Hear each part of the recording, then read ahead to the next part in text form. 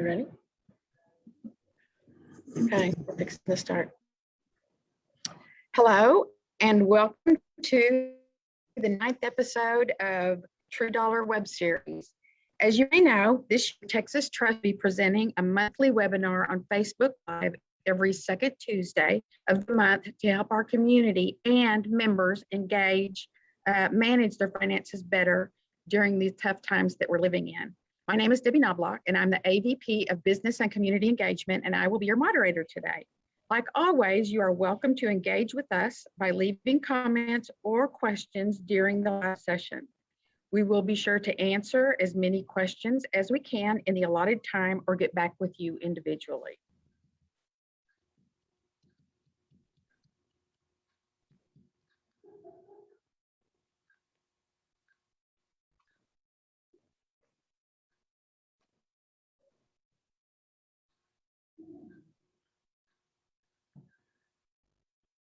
Are you trying to change screens, Debbie? Yeah. Let me see if I can do it for you because it says I'm controlling. Thank you. No. Okay. Not doing it here Give us either. just a minute.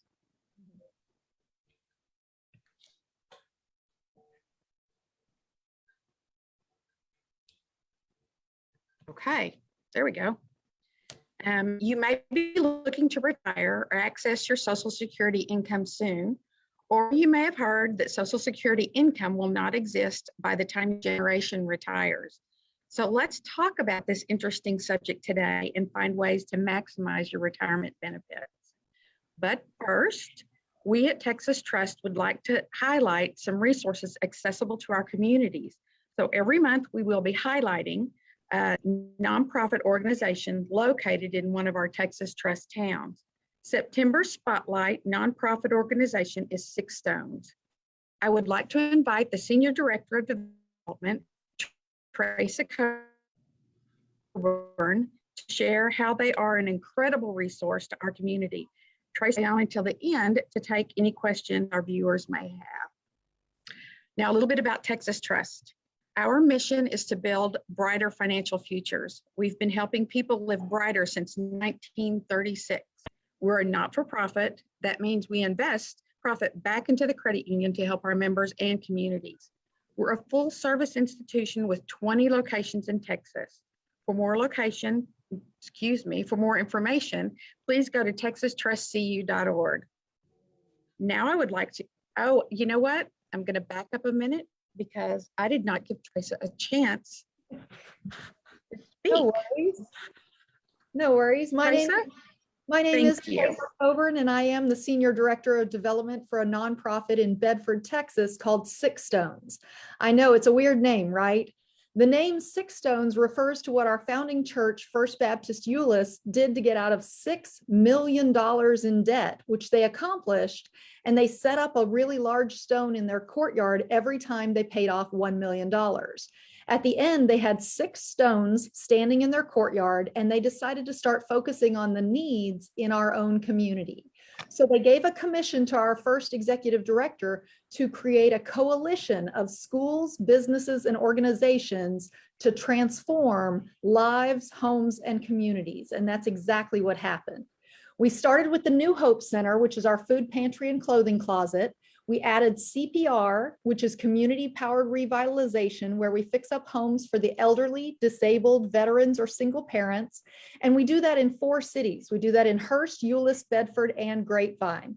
The cities actually vet the families for us, and then we mobilize the community to blitz 20 homes or so over a weekend. And this October, we will be revitalizing our 800th home. We also added school-based initiatives, which has 3 programs. Operation Back to School, where 4,300 Ssdi students receive backpacks and school supplies in the summer. Night of Hope, which is a Christmas party with Christmas dinner and gifts secretly slipped to parents, and that serves about 3,500 Ssdi students. And then the school district gives back to Six Stones by sponsoring the Black and Blue Food Drive, where each one of the high school feeder systems competes to see which high school, junior high, and elementary school can collect more food for our New Hope Center. Over 75,000 items were donated last year. Our newest program is called Momentum. It's a mentoring program that takes our neighbors deeper to help them break generational cycles of poverty and hopelessness. There are 3 cohorts a year, and we have a big goal to achieve 1,000 graduates of that program by 2030. Some of our mentees have been able to buy a home or a car or pursue educational goals all through this program and the support of Six Stones and their mentor. If I had to sum up Six Stones in a sentence, it's community mobilization, sharing hope with the hopeless. We host large-scale events with tons of volunteers and donors, and we help our neighbors to see the hope in their individual lives. You can visit our website at www.sixstones.org with all our programs, volunteer, and donor information, or you can email me at tcoburn@sixstones.org, and I'll be putting those in the chat here in just a minute.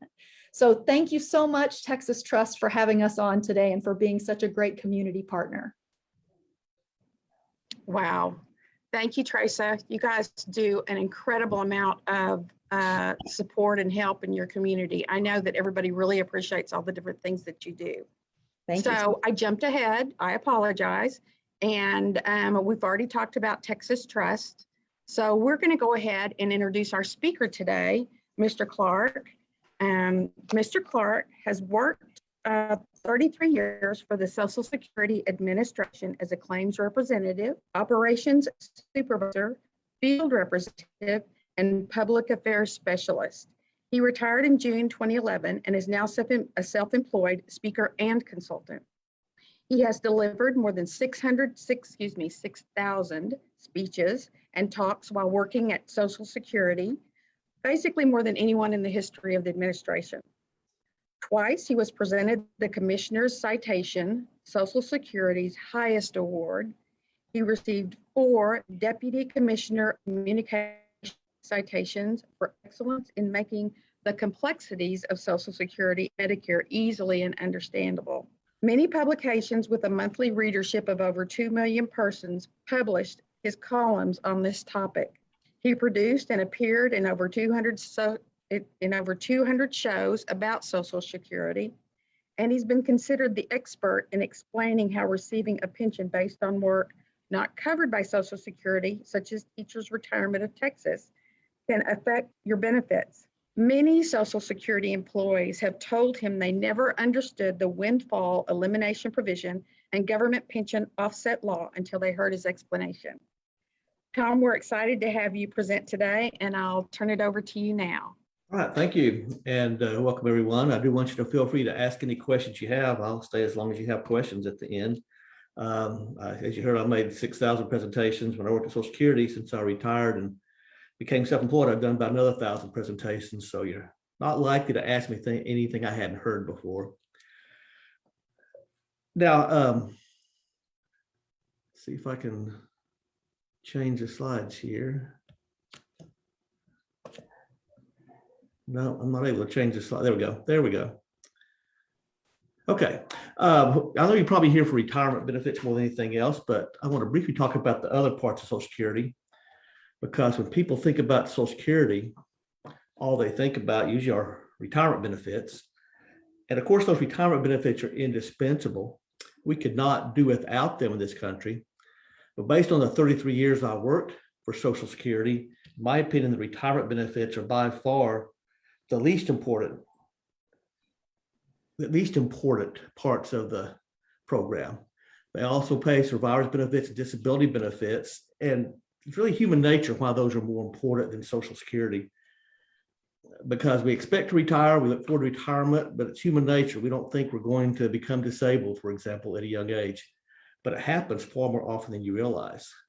The records actually show that 1 out of 3 workers will either die or become so disabled they can't do any type of work at all before they reach retirement age.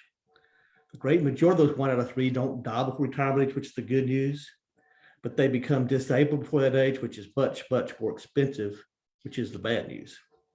On those survivors benefits, if a parent should die that's worked and paid into Social Security, they'll pay a check to each child until that child turns 18, or up to 19 if still in high school. Also, widowers benefits and the widow's benefits are included in survivors, but they're more involved with retirement. So we'll talk about those along with the retirement type benefits.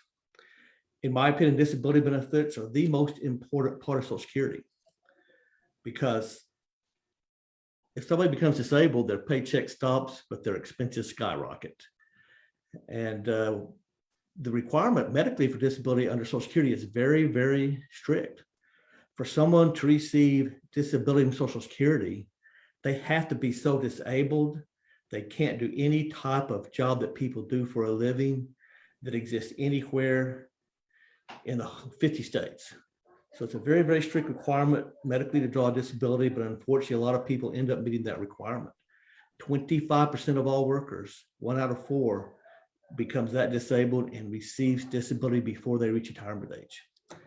Now, there's a lot of confusion about the work requirement, and that's why I always like to mention that.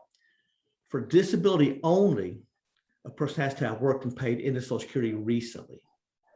For retirement benefits, for example, a person needs 40 credits, which is 10 years of work to draw a benefit. That work could have been a long time ago. It doesn't have to be recent. They'd still qualify. But for disability only, a person has to have worked and paid into Social Security recently. The basic rules, they have to have worked and paid into Social Security for 5 out of the 10 years before they became disabled. If they become disabled at a young age, before age 31, it could be less than that. And as you'll see in a little bit, widows and widowers have to be 60 to draw benefits, normally to draw widows benefits on their deceased spouse record. But if they're disabled within 7 years of their spouse's death, they can draw those benefits as early as age 50. Now, what you're really most interested in at this point, more than likely though, are retirement benefits. Now, when we're talking about Social Security, that term, retirement benefits, is not just a generic term. It has a specific meaning. Retirement benefits at Social Security means a benefit we can receive based on our own work at a certain age. That minimum age is age 62. So we have to be at least 62 to receive retirement benefits from Social Security. At 62, though, those benefits are reduced a little bit for each month we are younger than our full retirement age. Back in 1983, because people are living a lot longer, Congress passed this law, which, as you can see, raises that full retirement age gradually to 67. But no matter what yours is, if you're retired when you turn 62, you can start then and start drawing reduced benefits. The question is, should you? And it's your decision, of course. I can give you the information you need to make an informed decision. Now, first of all, it's a month-by-month reduction if you take the benefit before your full retirement age. Each month, you're closer to this age on the chart here that you start those checks, the checks will be a little higher. So if you begin your benefits when you're 62 years and 7 months old, for example, that check would be a little higher for the rest of your life than it would be if you started your checks the month before. So it's a month-by-month reduction. If you take the benefit at age 62, exactly the month you turn 62, at that point you would receive between 70 and 75% of what you would have received had you waited until your full retirement age. The exact percentage you'd get if you start exactly the month you turn 62 depends on where you fall on this chart, what your full retirement age is. For example, somebody with a full retirement age of 66, if they started exactly the month they turned 62, at that point they'd receive 75% of what they would have got had they waited till 66. Someone who's full retirement at 67 would get 70% at 62. If you're born between 55 through 59, if you started exactly the month you turned 62, it'd be somewhere between 70 and 75%. So if you are retired when you turn 62, then at that point you have a decision. Should you take those reduced benefits? should you pass them up and wait and draw your full benefit at your full retirement age? Well, if you are retired when you turn 62 so that you can start drawing those checks, and you decide, no, I'm going to pass them up and wait until my full retirement age, by waiting, you would have a bigger check each month for the rest of your life, but you would have passed up all those checks you could have received in exchange for that higher monthly check. With that higher check you get by waiting, it would take you about 12 years receiving that higher check to recover the money you passed up by waiting. So in other words, if you take reduced benefit, you're ahead 12 years past your full retirement age. That's the break-even point.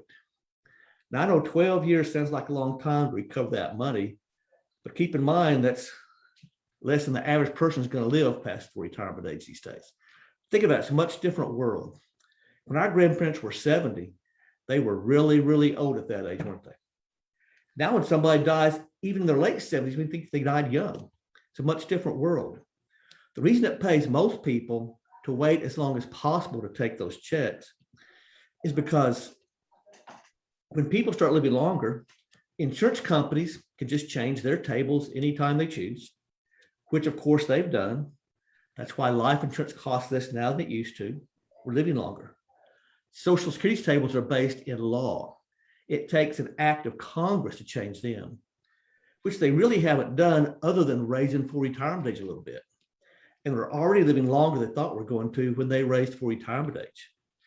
Now, Social Security started paying reduced benefits, which means benefits before full retirement age in 1958. And full retirement age in 1958 was 65. So the reduction for taking a benefit early before your full retirement age is based on how long the average 65-year-old lived, how many more years they lived in 1958. We're living a lot longer on average past 65 than we did in 1958. So that's why it pays most people to wait as long as possible.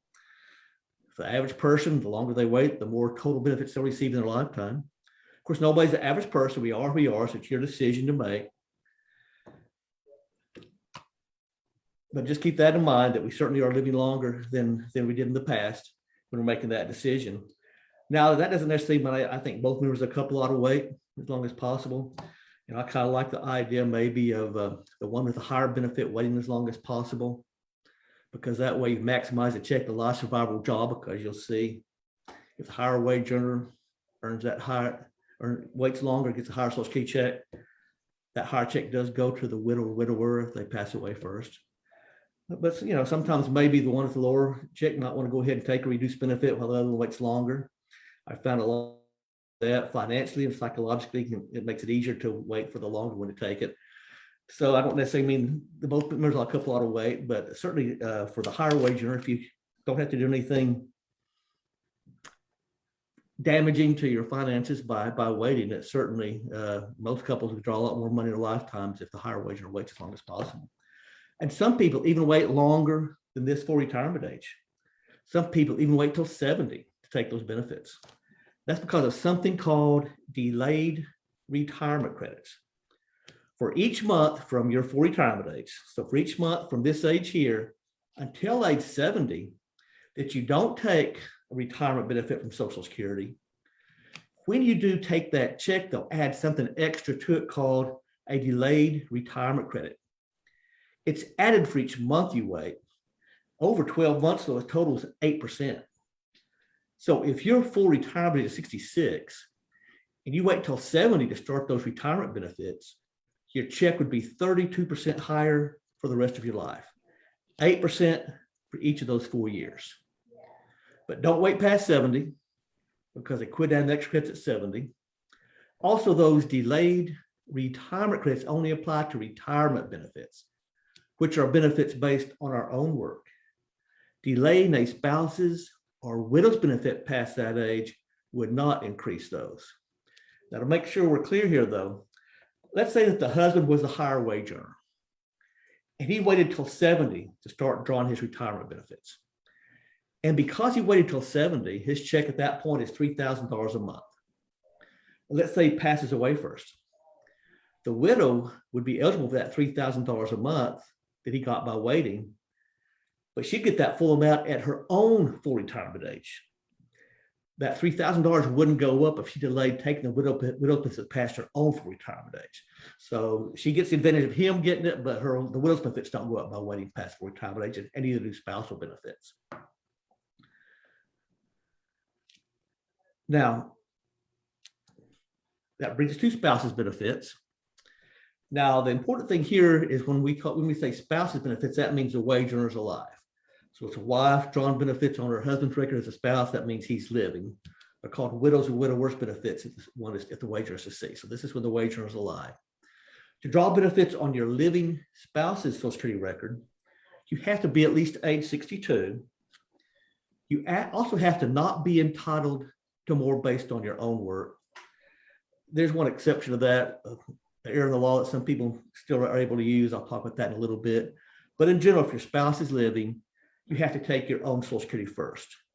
You can't just take a spousal benefit and let your own keep growing. If your spouse is living, the general rule is you have to take your own Social Security first. And also, that person, your spouse that you file on has to draw their own benefits. To draw benefits on your spouse's record, you have to be at least age 62, not be entitled to based on their own work, and the spouse you're drawing on has to be drawing their own Social Security, retirement benefits, or disability benefits. Now, when your spouse is living, anything you receive on their record is based on half of their unreduced full retirement age amount. So when your spouse is living, anything you draw on their record is based on half. If your spouse is deceased, then any benefits they pay on the widows, they pay you as a widow, are based on the full amount. So to receive benefits on your deceased spouse record, you have to be at least age 60, or as we mentioned, age 50 if you're disabled, within 7 years of the worker's death. However, the benefits, just like on retirement benefits, those benefits are reduced a little bit for each month you're younger than your full retirement age. But widow's benefits are based on the full amount of the deceased spouse's check if they're drawing their Social Security, or they're based on the full unreduced amount if they died before they withdrew their benefits. And these could be widowers benefits, exactly the same for men or women. Just take an example of the most common situation with widows benefits. Let's say we have a husband and a wife both drawing their Social Security. Say the husband's check is $2,000 a month, the wife's is $1,400. If he dies before her, if she's at her full retirement age or older, her check would go up to exactly what his was. So this example, her check would go up to $2,000 a month. If she was younger than her full retirement age when he died, her check would go up to that higher amount, once again reduced a little bit for each month she's younger than that age. Widows and widowers, as we mentioned, can start drawing those benefits as early as age 60 if they're retired then. The reduction for taking a benefit early is less for widows than it is for other types of benefits. So widowed age 60 would get 71.5% of what they could receive if they waited till their full retirement age. Now, widows have some options that don't apply if your spouse is living. Remember, as I mentioned, if your spouse is living, you have to take your own Social Security benefits first. That's not true for widows and widowers. Widows and widowers can take whichever benefit they want whenever they choose. For example, let's say we have a widow, and let's say she has worked herself, but her deceased husband made more money. So the widow's benefits are higher than her own retirement benefits. Let's say she retires when she's 62.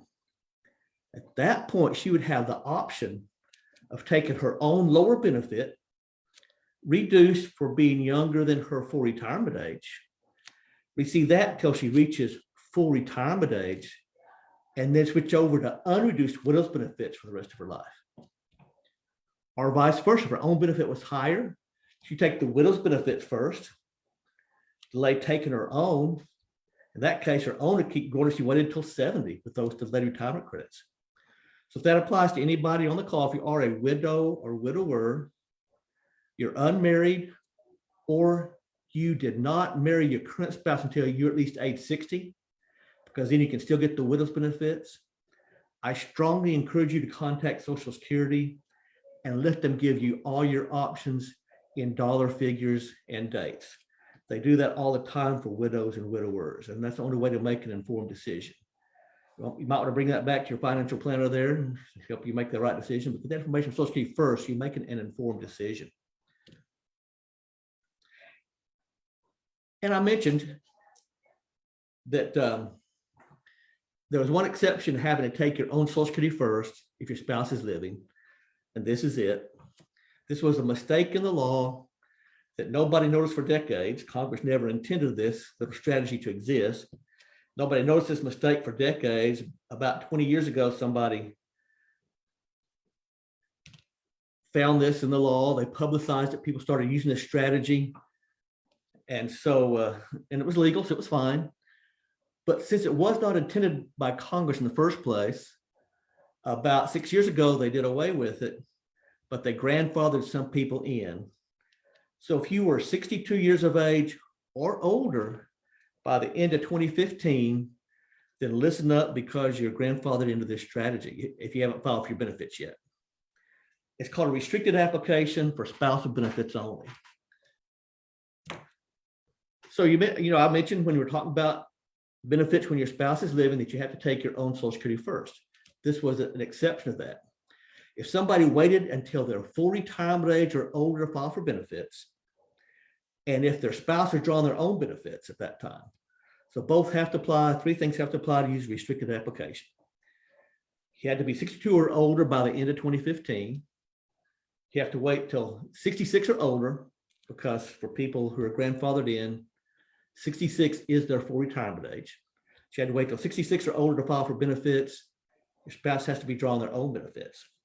What that person can do is they can say, so 66 or older, they can say, I don't want to take my own higher benefit. I don't want to file for my own higher benefit. I'll take a lower benefit based on half of my spouse's record. Why would they take a lower benefit? Because by delaying their own, they could wait till age 70, switch over to their own maximized check 32% higher, while in the meantime, drawing a spousal benefit based on half of their spouses. Let's put a money figure with it. Let's assume the person was 62 or older by the end of 2015, hasn't filed for the benefits right now. The spouse is drawing their own. Then they can say, I don't want to, and let's say their own benefit at 66 was $2,000 a month. That person can say, I don't want to file for that $2,000. I don't want to take that my own benefit at all. I'll file this restricted application for spouse's benefits on my wife's record. He draws a benefit based on half of her full amount from 66 to 70. Then he switches over to his own. Instead of 2,000, it's now 2,640 for the rest of his life. And if he passes away first, the widow gets that 2,640 for the rest of her life. Those delayed retirement he's got by waiting go to the widow's benefit. So if you are grandfathered in, haven't filed for your benefits yet, it's something to take a look at.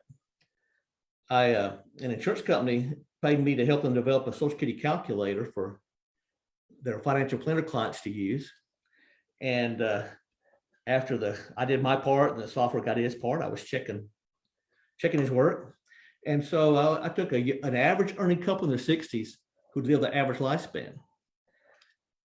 And I compared them doing this restricted application strategy or both taking the benefits at their full retirement ages. The restricted application strategy means to receive over $100,000 more in their lifetime Social Security than both taking at full retirement age. So if you are grandfathered in and haven't filed your benefits yet, take a look at it. It is lucrative. Now let's talk about what it means to be 62 or older by the end of 2015. That seems self-evident, but it is not.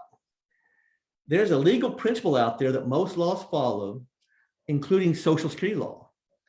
That legal principle is that somebody attains an age the day before their birthday.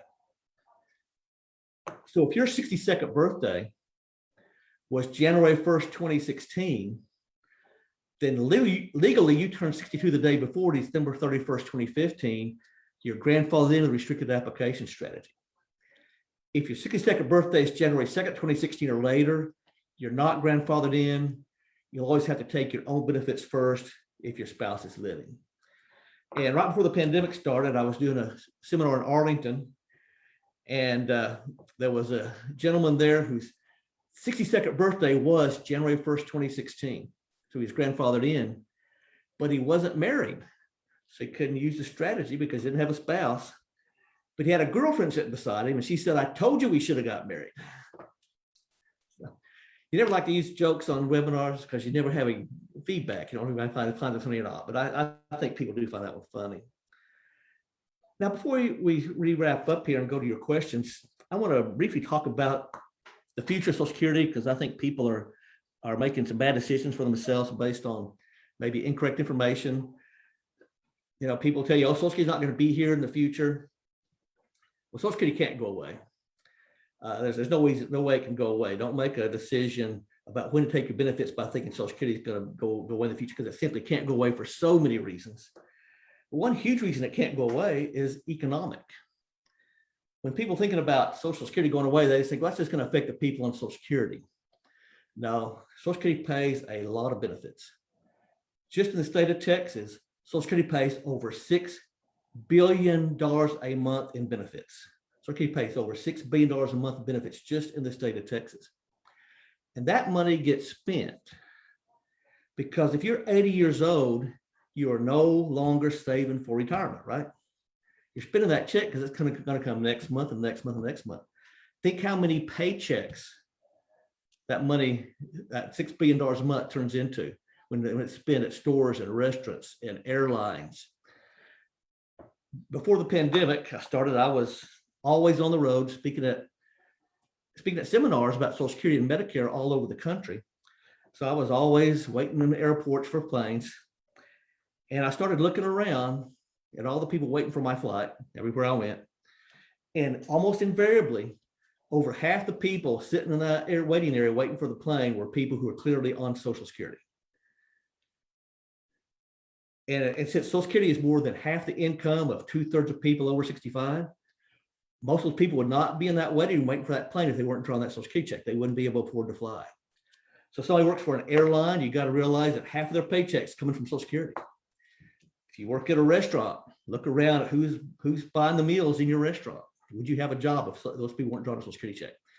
The human cost, the economic situation, I mean, it would be the worst depression we've ever seen if those checks were to stop. Plus, the human cost would be tremendous.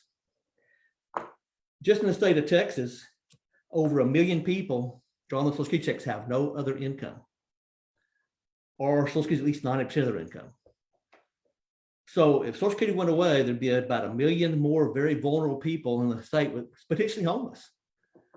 But they wouldn't all become homeless. Actually, most of them would not become homeless. I've thought through this. You know why they wouldn't become homeless if Social Security went away? Because they'd move in with you. Plus, that Medicare, you'd have to pay all their hospital and doctor bills for the rest of their life. I tell people who tell me they think Social Security is going to go away, I think, well, you better not downsize, because you're going to need an extra bedroom in your house for your mom and one for grandma too. Social Security goes away. So no Congress will let that happen. I expect you to vote for it again, right? So don't make any decisions based on thinking Social Security is going to go away, because it simply cannot go away. The only way Social Security will ever go away is if the federal government's violently overthrown and the United States as a government doesn't exist anymore. Otherwise, those checks are going to come out. Now, how do you file for Social Security when the time comes? Can you, Debbie, can you advance the slide? It's not advancing now for me. Whoop.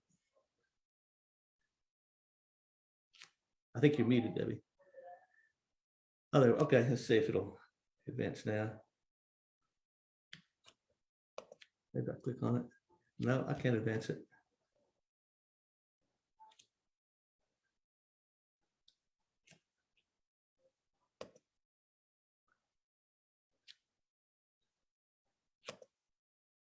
Well, there we go. There we go. Okay. You can do almost everything online with Social Security. You can apply for all benefits, except you cannot apply for widow's benefits online. And the reason for that is because they need to talk to you first. They don't expect everybody to be a Social Security expert. And remember, widows and widowers have those options. They have those options that they can take one benefit and delay taking the other. So the reason you can't file for widows benefits or widowers benefits online at Social Security is because they need to talk to you first to give you all your options. You make those decisions. But all the benefits you can apply for online, and it's probably a good idea to apply online because there's a bunch of us baby boomers, their workload is tremendous. They've got about twice the workload they have when I retired with less people to do it. And so if you can't apply online, that usually is the best way to do it. The website is socialsecurity.gov, socialsecurity.gov. If you'd rather talk to somebody when you apply, you can make an appointment. You can make an appointment to apply by telephone.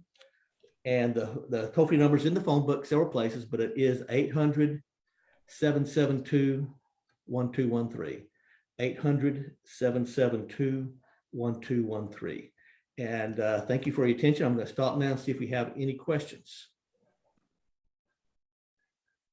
That is great information. I learned a lot of new things today, and I'm sure a lot of other people did as well. Thank you so much for the information, Tom. If you have any questions or any comments, we encourage you, if you're watching with us live, you want to ask us or ask Six Stones, ask Tom something, please feel free to go ahead and put something out there for us. And if we need to answer something offline, we'll be happy to do that as well.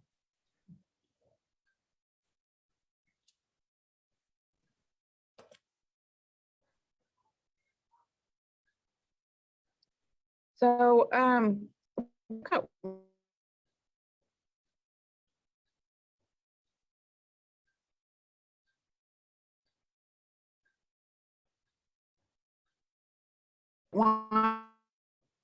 I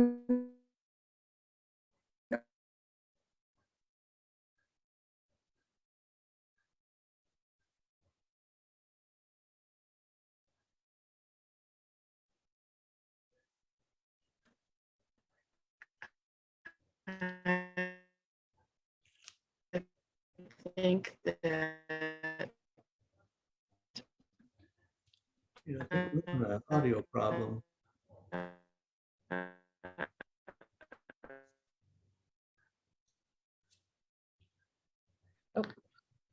Sure.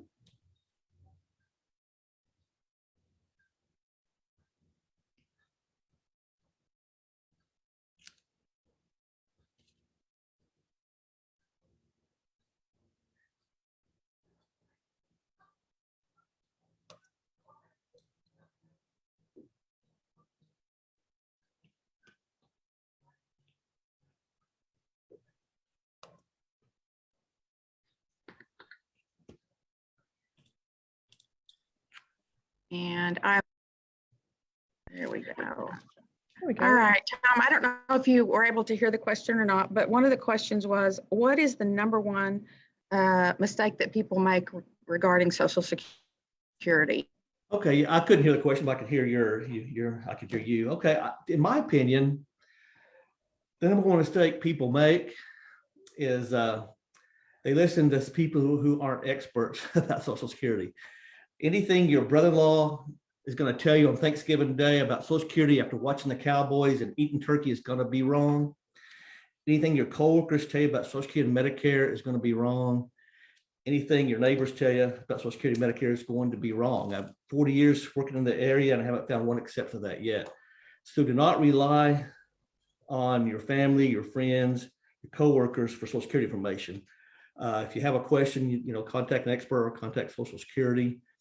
And then the other mistake I think people make is I think people don't realize how long they're likely to live these days, and they take the benefits too early, costing themselves and potentially their widows a lot of benefits. That's also a mistake I think people make. They just take them too early because people just don't realize how long they're likely to live. The fastest growing part of the population in the country for the last about 15 years has been the people over 100. My mother is going to be 90 in December, and she lives in a retirement community and helps the old people out because she's very healthy, and a lot of people are older than her there. There's a lot, we need to prepare to live for a long, long time. And Social Security benefits by waiting, they're going up from 62 to 70, your benefits, if you delay them, are going up by an average of about 7.5% a year. That's like a 7.5% return on investment. So, once again, some people should probably take it earlier, but take a very long look at it before you make that decision. Great answer. Thank you. That's a lot of good information. We have a question that says, what do you know about SSDI? Well, SSDI is just Social Security Disability. SSDI, the letter stands Social Security Disability Insurance. So that's Social Security.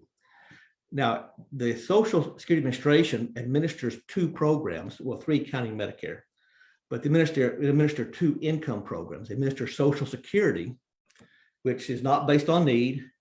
Millionaires draw Social Security, billionaires draw Social Security. And SSDI is Social Security Disability. That's not based on need. They do administer another program, though, called SSI, which stands for Supplemental Security Income. SSI is not Social Security. It is not paid for with Social Security taxes, but the Social Security Administration does administer the program, and it's for people who are disabled or over 65 who have very low income and low assets. So SSI is based on need. SSDI, being Social Security, is not based on need. And so I'm not sure if the question was about SSI rather than SSDI. If it is about SSI, I've not kept up with that since I retired. So no, I don't do SSI. What are the options for an ex-spouse? If somebody was married, if you were married to your spouse for at least 10 years, then you could potentially draw benefits on their record. So to draw benefits on an ex's record, you had to be married to them at least 10 years. You have to be unmarried when you apply for those benefits. And you have to meet the same requirements a current wife or widow or husband or widower has to meet. So if ex-spouse is living, you have to not be entitled to more based on your own work and be at least age 62. If your ex-spouse is deceased, you have to be at least age 60 and not draw more benefits on your own record. Now, I mentioned to draw benefits on your ex-spouse's record, you have to be unmarried. The one exception to that is if your ex-spouse is deceased. If you're married, but your current marriage didn't start till you were after age 60, then if your ex-spouse is deceased and their Social Security is more than yours, you could draw benefits as a divorced widow on their record. If your ex-spouse is living, you have to be unmarried, but you also have to meet, as I said, all the same requirements a current wife or widow has to meet, and mainly not be entitled more based on your own work and be old enough. Okay. Once you claim retirement, is there a limit to how much you can earn? Yes, there is, if you're younger than your full retirement age.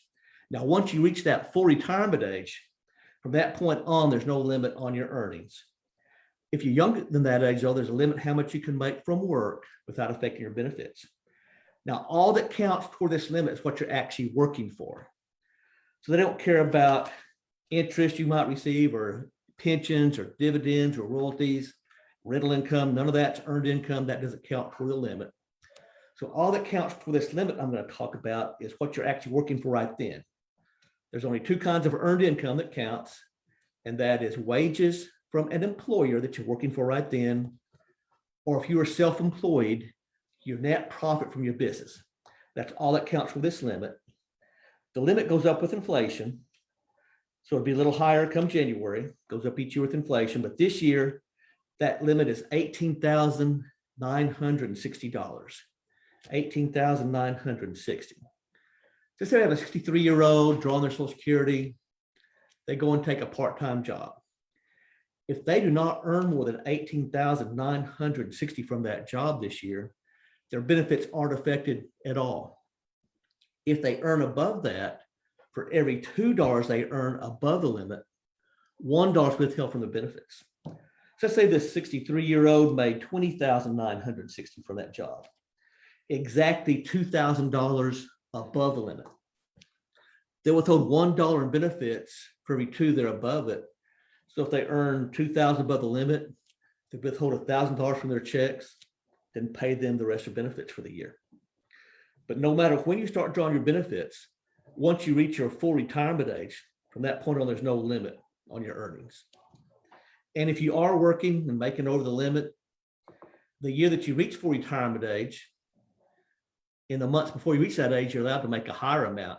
So I encourage people, if they're working and think about starting their benefits, but they're working, haven't filed for the benefits yet, about October, before the year that you reach full retirement age, contact Social Security and see what the effect your earnings would be that next year. I think it's kind of complicated, but that way you wouldn't miss out on any benefits. Also, let me add one more thing to this. That limit for when you're under full retirement is $18,960, but there's one exception to that, and that is only applies in 1 year, the first year that you retire. The first year that you retire, you can receive benefits for every month you're not working, no matter how much you made the rest of the year. So let's say we got somebody who's going to retire September 30th of this year. They're 62 years old, they're going to retire September 30th. They're not going to be working October, November, December. No matter how much they make January through September, since this is a first year retirement, they can draw a check for October, November, December, the months they're not working.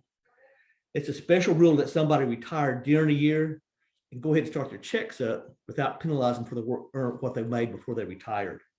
That only applies in 1 year, that first year retirement. If that person decided to go back to work next year, if they made over the limit, they just withhold what they needed to. It wouldn't matter when they worked or when they did. Sounds good. I believe we've got time for one last question. We do have some more questions. We will get back with you and get you some specific answers. The last question is, so if a young adult is 26 and hasn't been able to work for the last 2 years, does that mean most likely she cannot file for disability since she didn't work for the last 5 years? Well, that 5 out of 10 years, that's for people over age 31. They have worked 5 Okay. out. For somebody under age 31, they have to have worked half the time from age 22 until they became disabled. So that person might meet the work requirement. The only way to find out if they worked enough in the last, since they turned 22, is to contact Social Security. So they should contact Social Security and file for those benefits if they meet that work requirement. And they very well might have, because sometimes, if say somebody stopped working in December, they might get a paycheck in January the next year and earn actually a Social Security credit that next year, depending on how much they earned. So the best way for them to not miss out on anything is contact Social Security and see if they meet that earnings requirement.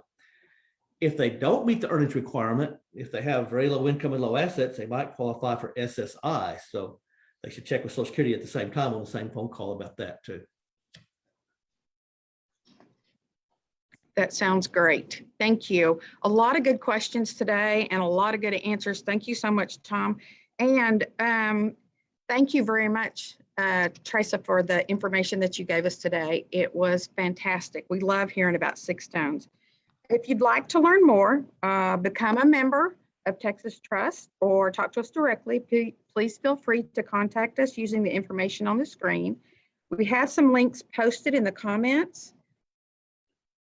Let's see next. My apologies. We have some links posted in the comments in case you'd like to schedule an appointment or have one of us give you a call.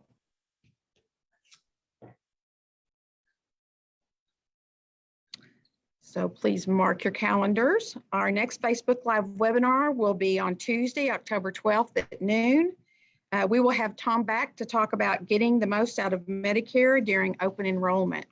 And just to let you guys know, if we were not able to get to your question today, we will definitely get in touch with you and get you some answers, some good answers.